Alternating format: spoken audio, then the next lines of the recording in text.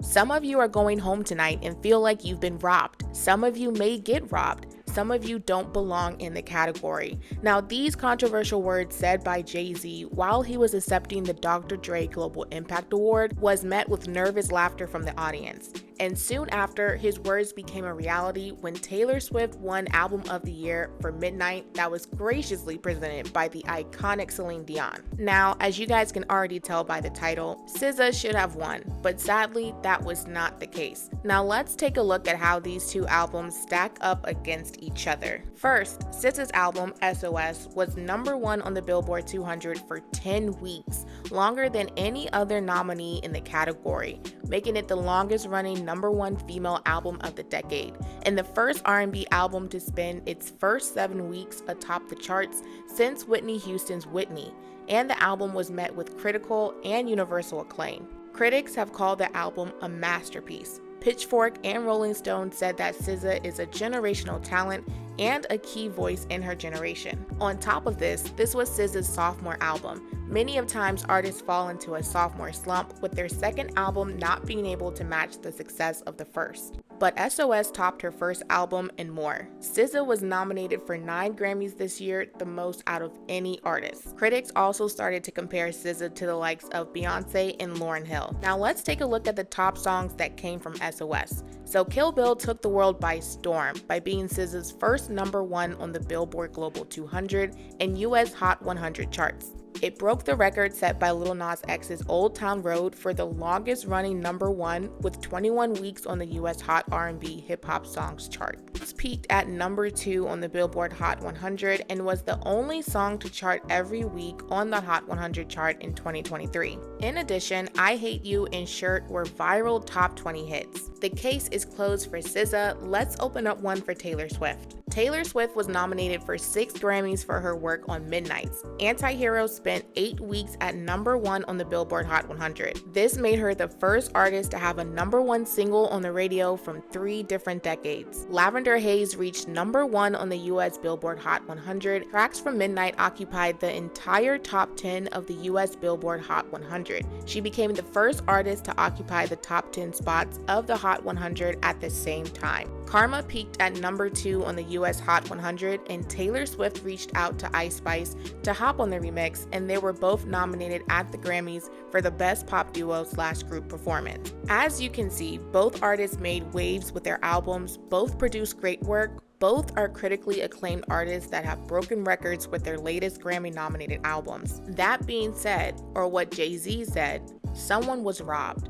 And that was SZA. The impact of SZA's album was undeniable. SZA had the entire world singing along to her relatable songs. Needless to say, the album was a masterpiece. Now, Taylor Swift's album was well put together, but not a masterpiece like SZA's SOS. And I have a funny feeling Taylor Swift thought she was not going to win, as she announced her new album would be released in April, and this announcement came pretty early on in the show. Taylor is known to make big announcements towards the end of award shows. So when it was announced that Taylor Swift won Album of the Year, she was immensely shocked, and she gave a touching speech as usual, while accidentally snubbing Celine Dion. But what's done is done, and this only proves Jay-Z's point even further, as Beyonce is the most decorated Grammy winner. However, she has never won Album of the Year, notably losing to Adele for her Lemonade album and Harry Styles last year with Renaissance. Now, I am not saying that Taylor Swift, Adele, Harry Styles did not produce great work or that they should not have been nominated. In fact, they should have.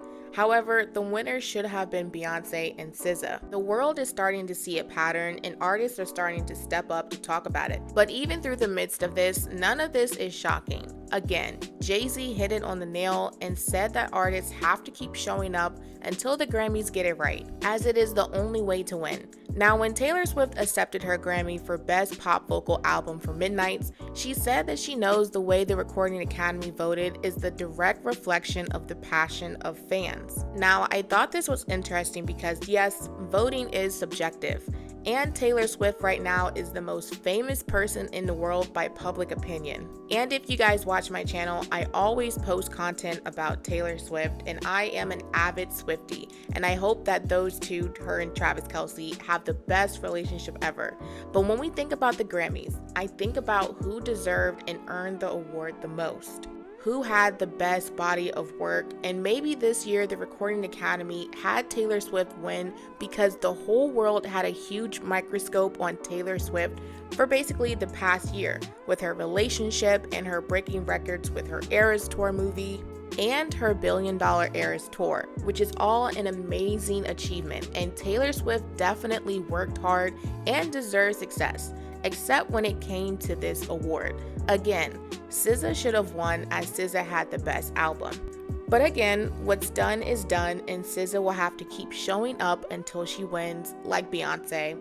Oh wait, Beyonce has never won Album of the Year, so I guess they both have to keep showing up until they win.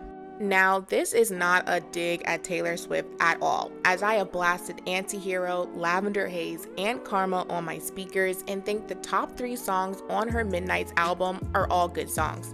Taylor Swift's pen game is immensely strong, but what needs to be called out needs to be called out. And shout out to Jay-Z for saying what needed to be said, especially in front of a room full of nervous people, because I honestly cannot think of any other person who could have said what he said without getting canceled. I mean, the whole room was listening to his every word, and it sent a clear message to the Recording Academy in a way that can't be ignored. So I want to know what you guys think. Do you think that SZA should have won Album of the Year? Do you think that the Grammys did it right with awarding Taylor Swift Album of the Year? Do you think Jay-Z's words overshadowed Taylor Swift's win of Album of the Year? Let me know what you guys think in the comments section below. Like and subscribe for some more Taylor talks. See ya.